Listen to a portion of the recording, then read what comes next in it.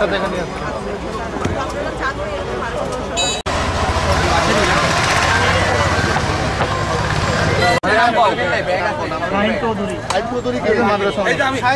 আমাদের দ্রব্যমূল্যের যে ঊর্ধ্বগতি সেটা নিয়ন্ত্রণে সরকার বিভিন্ন রকমের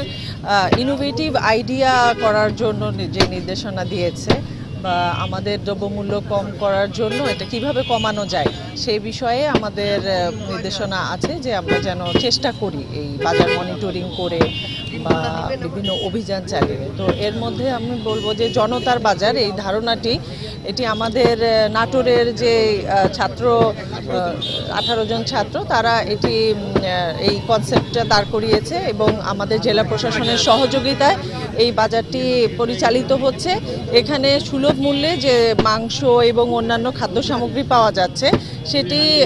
এর ফলে দেখা যাচ্ছে যে জনগণ ক্রেতারা খুব অল্প মূল্যে এই খাদ্যদ্রব্যগুলো কিনতে পারছে এবং এই ধারণাটি আমার মনে হয় যে নাটোরের বিভিন্ন হটস্পটে যদি আমরা চালু করতে পারি এবং উপজেলাগুলোতেও আমি নির্দেশনা দিয়েছি উপজেলা নির্বাহী কর্মকর্তাদের যে এই জনতার বাজারের মতো কনসেপ্টটি চালু করার জন্য, এতে করে জনগণ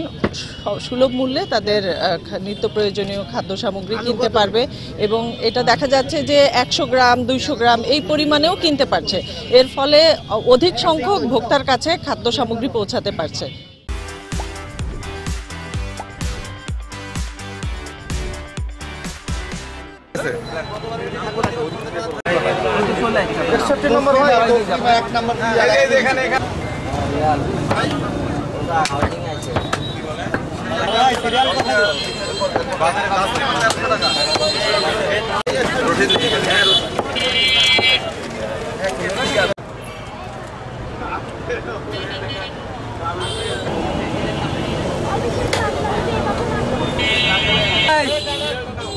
মেহেদি ভাই